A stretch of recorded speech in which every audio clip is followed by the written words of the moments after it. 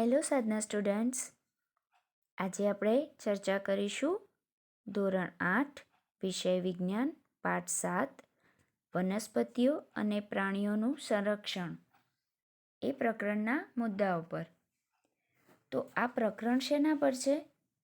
તો સંરક્ષણ એટલે શું? એટલે કે રક્ષણ મતલબ કે બચાવ કરવો. જેમ કે વનસ્પતિમાં અલગ અલગ જાતિ આવે છે, તો આપણે કોઈ એક જાતિને ટકાવી રાખવી પડે. આપણે તેની કાળજી ન કરીએ તો શું થાય? એ નાશ પામે. અને જેમાંથી જડીબુટ્ટી, ઉપયોગી દવાઓ, ઉપયોગી વસ્તુઓ બનતી હોય એ બધું જ નષ્ટ થઈ જાય છે. એ જ રીતે પ્રાણીઓમાં પણ અનેક જાતિ હોય છે. હવે જેમ કે આપણા ભારતમાં ચિત્તાની સંખ્યા, ચકલીની સંખ્યા, તો આ બધું બહુ વિશેષ નથી રહ્યું. કેમ? તો શિકારના કારણે. એ જ રીતે સિંહ અને વાઘની સંખ્યા પણ ઘટતી ગઈ છે. એટલે આપણે વનસ્પતિ હોય કે પ્રાણીઓ, એનું સંરક્ષણ કરવું જરૂરી છે. એ પર્યાવરણ અને આપણે એમ બંને માટે ખૂબ જ જરૂરી છે. તો હવે શરૂ કરીએ. આપણે જોયું કે ધોરણ 7માં બુજો તેમજ પહેલીએ પ્રોફેસર અહેમદ તેમજ ટીબુ સાથે જંગલનું ભ્રમણ કર્યું હતું. તે પોતાના સહઅધ્યાયીઓ સાથે તેમના અનુભવો વહેંચવા બહુ ઉત્સુક હતા. વર્ગના બીજા વિદ્યાર્થીઓ પણ પોતપોતાના અનુભવ બતાવવા અત્યંત ઉત્સુક હતા, કારણ કે તેમાંથી કેટલાક ભરતપુર અભયારણ્ય ભ્રમણ કરવા ગયા હતા. કેટલાકે કાઝીરંગા રાષ્ટ્રીય ઉદ્યાન, લોકચાઉ વાઇલ્ડ લાઇફ અભયારણ્ય તથા ગ્રેટ નિકોબાર બાયોસ્ફિયર રિઝર્વ, વાઘ સંરક્ષિત વિસ્તાર વગેરે વિશે સાંભળ્યું હતું. તો જંગલનું પરિભ્રમણ કરવાથી આપણને વનસ્પતિઓ અને પ્રાણીઓ વિશે ઘણું બધું જાણવા મળે છે. આપણને શહેરી વિસ્તારમાંથી એ જાણવા ના મળે. બીજું કે અભયારણ્ય એટલે શું? કે જ્યાં ફેક્ટરી, ઘર, શાળા, કોલેજો કશું જ બની ના શકે. જેનો આખો વિસ્તાર જંગલનો જ ગણાય છે. ત્યાંની જમીનનો ઉપયોગ પણ ખેતી માટે કરી ન શકાય. ત્યાં પ્રાણીઓ જ વસવાટ કરી શકે. તો હવે ગુજરાતની જ વાત કરીએ તો એમાં ગીરનું અભયારણ્ય આવેલ છે, જ્યાં આપણને સિંહ જોવા મળે છે. બીજું કચ્છનું અભયારણ્ય. હવે પહેલી શું કહે છે કે રાષ્ટ્રીય ઉદ્યાનો, વન્યજીવ અભયારણ્ય, જૈવ આરક્ષિત ક્ષેત્રોને બનાવવાનો ઉદ્દેશ્ય શું છે? તો ઉદ્દેશ્ય એક જ છે કે વનસ્પતિ અને વન્યજીવોનું રક્ષણ થાય એના માટે. હવે જોઈએ સ્વાધ્યાય 7.1 વન નાબૂદી અને તેના કારણો. આપણી પૃથ્વી પર વિવિધ પ્રકારની વનસ્પતિઓ તેમજ પ્રાણીઓ જોવા મળે છે. તે માનવ જાતિને ટકી રહેવા માટે તેમજ સારી રીતે રહેવા માટે આવશ્યક છે. આજે આ સજીવોના અસ્તિત્વ માટે વન નાબૂદી એક મોટો ખતરો બની ગયો છે. વન નાબૂદીનો અર્થ છે વનનો નાશ કરીને પ્રાપ્ત જમીનનો અન્ય કાર્યો માટે ઉપયોગ કરવો. વનમાં વૃક્ષોની કાપણી નીચેના ઉદ્દેશ્યથી કરવામાં આવે છે: ખેતીવાડી માટે જમીન પ્રાપ્ત કરવી, ઘર તેમજ કારખાનાઓનું નિર્માણ કરવું, લાકડાનો ફર્નિચર બનાવવા તથા બળતણ માટે ઉપયોગ. દાવાનળ તેમજ ભયંકર દુષ્કાળ પણ કેટલાક કુદરતી વન નાબૂદીના કારણો છે.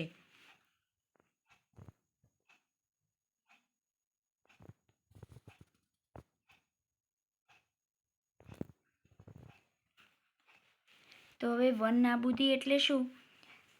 એટલે જંગલોનો નાશ કરવો, ત્યાંની જમીનનો ઉપયોગ ખેતી, ઉદ્યોગો વગેરે માટે કરવો. તેના કારણે જમીનની જે ફળદ્રુપતા હોય એ નાબૂદ થઈ જાય. પક્ષીઓ, પ્રાણીઓ વગેરે ઘર વગર ના થાય. એ સિવાય પર્યાવરણ ઉપર પણ તેની ખૂબ જ અસર થાય છે. વરસાદ ઓછો પડે. એ સિવાય આપણે વનસ્પતિ અને પ્રાણીઓનો ખોરાક માટે પણ ઉપયોગ કરીએ છીએ. પ્રાણીઓની ચામડીમાંથી પણ આપણને ઘણી વસ્તુઓ મળે છે. એ સિવાય કહીએ તો વન ઓછા થતાં એમાં રહેતા સજીવોના અસ્તિત્વ માટે પણ ખતરો ઊભો થાય છે. હવે અહીં શબ્દ વાપર્યો છે દુષ્કાળ. હવે દુષ્કાળ એટલે વરસાદ ન આવવો. હવે ભારતમાં મોસમી વરસાદ આવે છે. હવે જો એ પણ ના આવે તો એને દુષ્કાળ કહેવાય, જેને કારણે વૃક્ષોને પાણી ન મળતા એ નષ્ટ અને નાબૂદ થઈ જાય છે. હવે જોઈએ પ્રવૃત્તિ 7.1. તમારી યાદીમાં વન નાબૂદીના અન્ય કારણોને નોંધો તથા તેને કુદરતી તેમજ માનવ સર્જિતમાં વર્ગીકૃત કરો. જેમ કે આપણે આગળ જોયું તેમ દાવાનળ, દુષ્કાળ એ કુદરતી કારણો છે અને ખેતી માટે જમીન પ્રાપ્ત કરવી, ઘર, કારખાનું બનાવવું વગેરે માનવ સર્જિત કારણો કહી શકાય. હવે જોઈએ વન નાબૂદીના પરિણામો. પહેલી તેમજ બુજોએ વન નાબૂદીના કારણોના પરિણામોને યાદ કરવાનો પ્રયાસ કર્યો. તેમને યાદ છે કે વન નાબૂદીથી પૃથ્વી પર તાપમાન તેમજ પ્રદૂષણના સ્તરમાં વધારો થાય છે. તેનાથી વાતાવરણમાં કાર્બન ડાયોક્સાઇડના સ્તરમાં વધારો થાય છે. ભૂમિય જળનો ઘટાડો થાય છે. તેનાથી ખ્યાલ આવે છે કે વન નાબૂદીથી પ્રાકૃતિક સંતુલન પર પણ પ્રભાવ પડે છે. પ્રોફેસર અહેમદે તેમને બતાવ્યું કે જો વૃક્ષોની આ પ્રકારે કાપણી ચાલતી રહી તો વરસાદ તેમજ ભૂમિની ફળદ્રુપતામાં ઘટાડો થાય છે. તેનાથી વધુ પ્રમાણમાં પૂર તેમજ દુષ્કાળ જેવી કુદરતી આફતોની સંભાવના વધતી જાય છે. યાદ રાખો કે વનસ્પતિને પ્રકાશ સંશ્લેષણ માટે કાર્બન ડાયોક્સાઇડની જરૂર હોય છે. ઓછા વૃક્ષોનો અર્થ છે કે કાર્બન ડાયોક્સાઇડના ઉપયોગમાં ઘટાડો થયો હોવાથી વાતાવરણમાં તેની માત્રા વધી જાય છે. કારણ કે કાર્બન ડાયોક્સાઇડ પૃથ્વી દ્વારા પરાવર્તિત ઉષ્મીય કિરણોને શોષી લે છે, એટલે તેની માત્રામાં વધારાના પરિણામે ગ્લોબલ વોર્મિંગ થાય છે. પૃથ્વીના તાપમાનમાં વધારાથી જલચક્રનું સંતુલન ખોરવાય છે અને વરસાદમાં ઘટાડો થાય છે, જેના કારણે દુષ્કાળ આવે છે.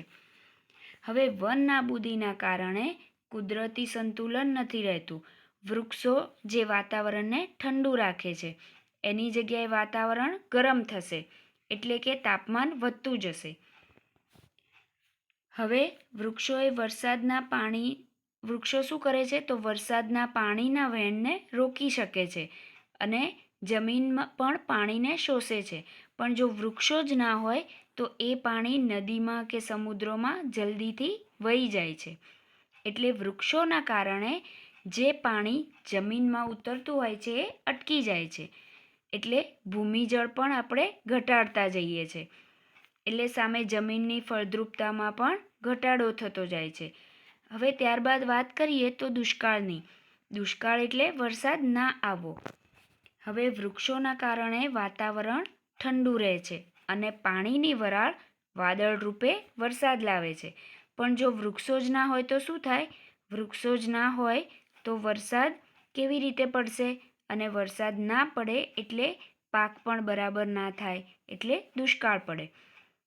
એ પછી અહીં વાત થઈ છે પ્રદૂષણની. તો પ્રદૂષણ ખાલી એક જ પ્રકારનું ના હોય, જેમ કે હવાનું પ્રદૂષણ, જળનું, ધ્વનિ પ્રદૂષણ વગેરે પ્રદૂષણો થાય છે અને એમાં કાર્બન ડાયોક્સાઇડનું પ્રમાણ વધતું જાય છે.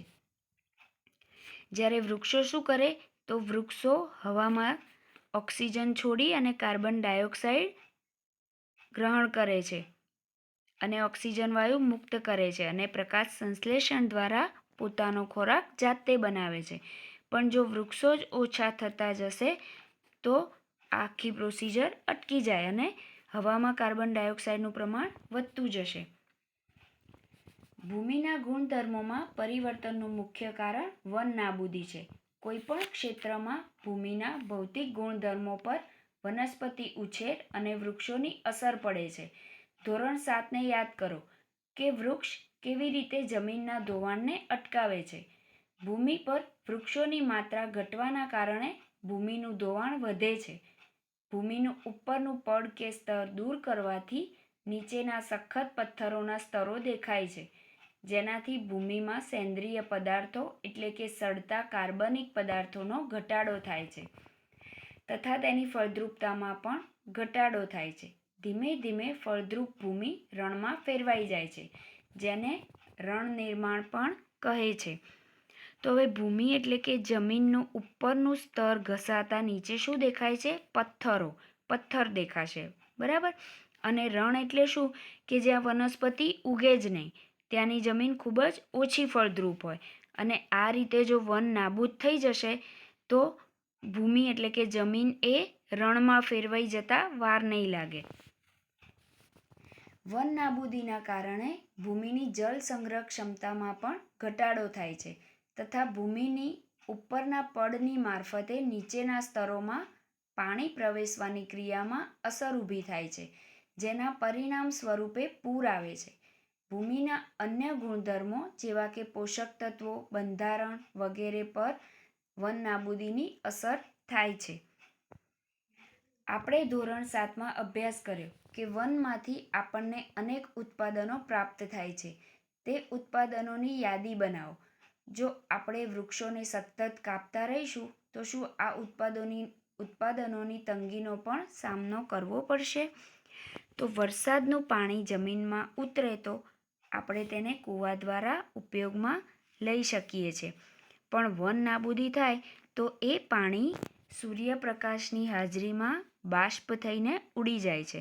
પણ વૃક્ષો હોય તો એ પાણી જમીનમાં અંદર ઉતરશે.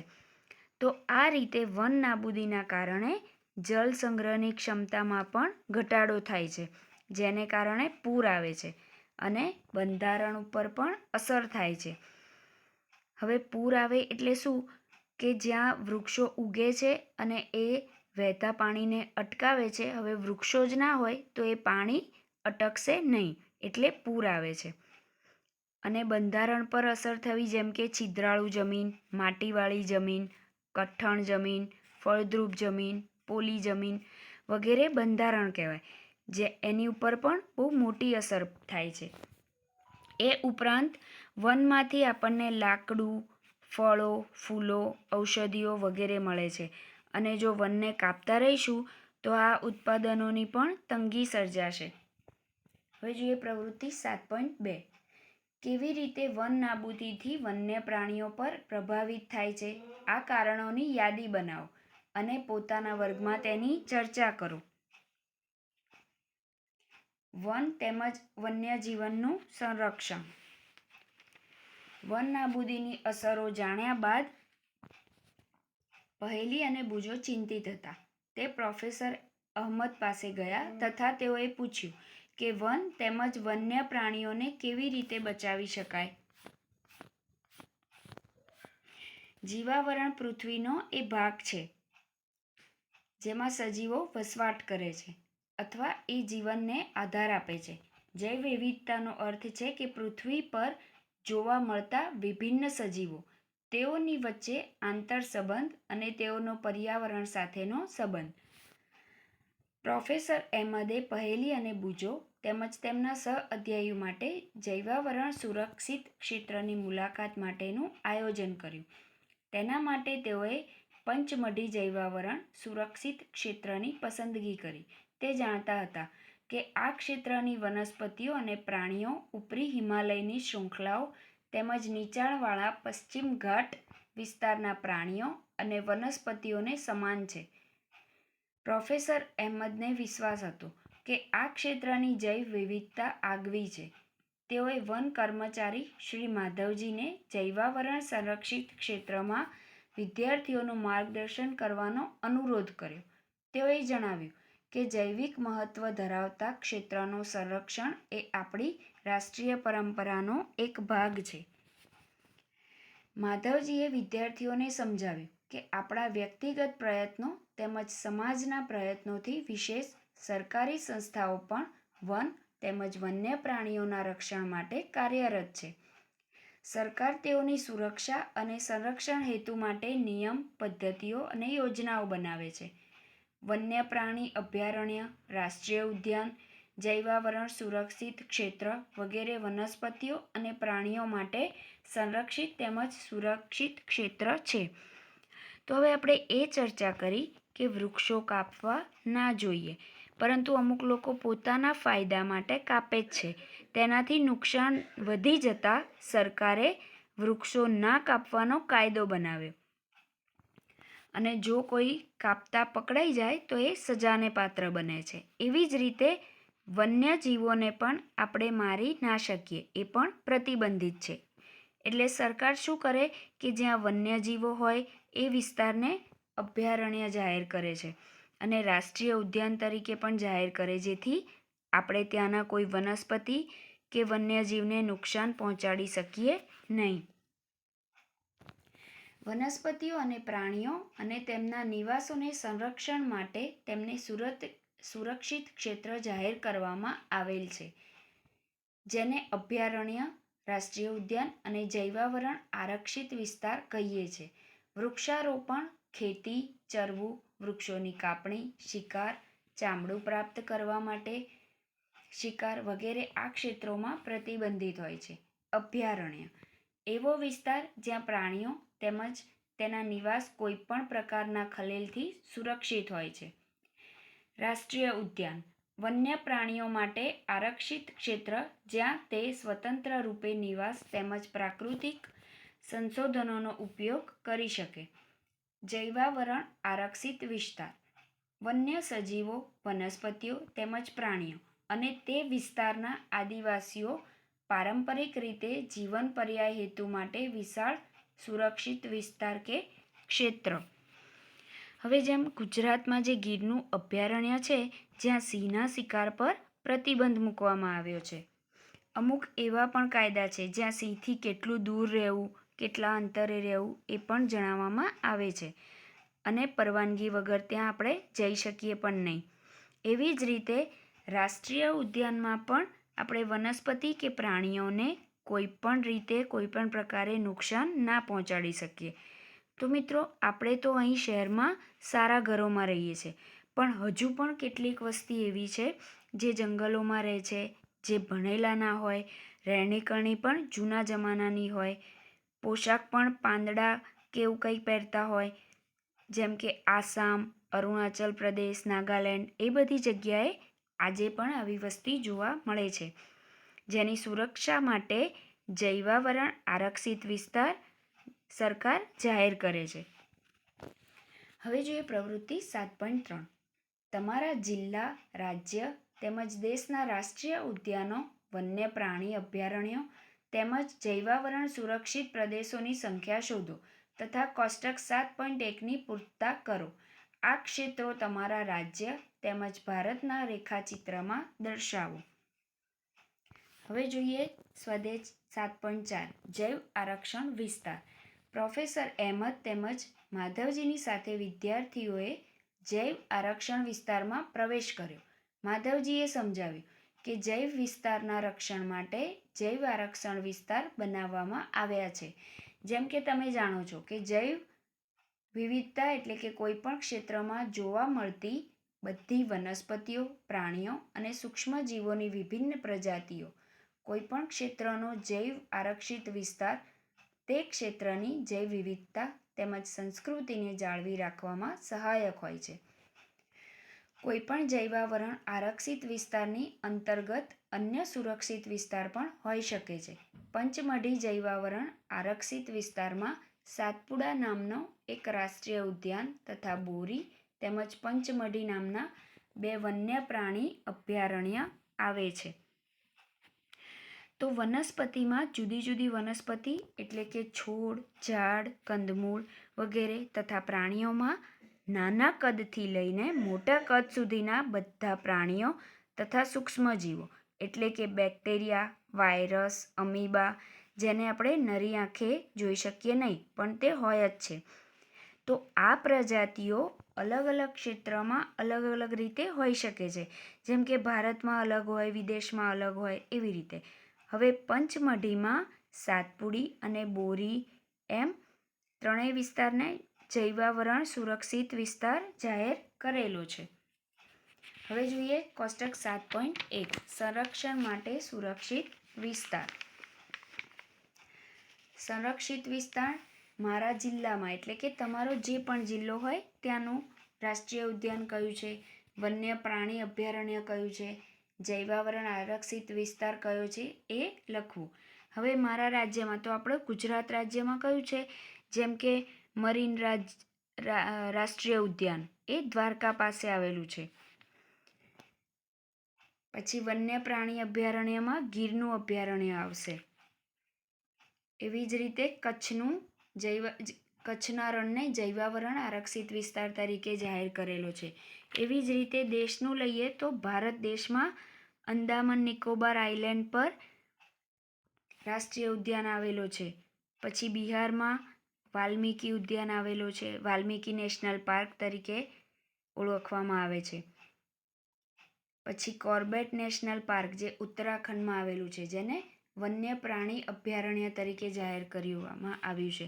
ત્યારબાદ નીલગિરી, નિકોબાર, અગસ્ત્યમાલા વગેરેને જૈવાવરણ આરક્ષિત વિસ્તાર તરીકે જાહેર કરવામાં આવેલો છે. તો આજે આપણે અહીં સુધી ચર્ચા કરીશું. બીજા મુદ્દાઓ પર આપણે ભાગ 2માં ચર્ચા કરીશું. Okay, thank you.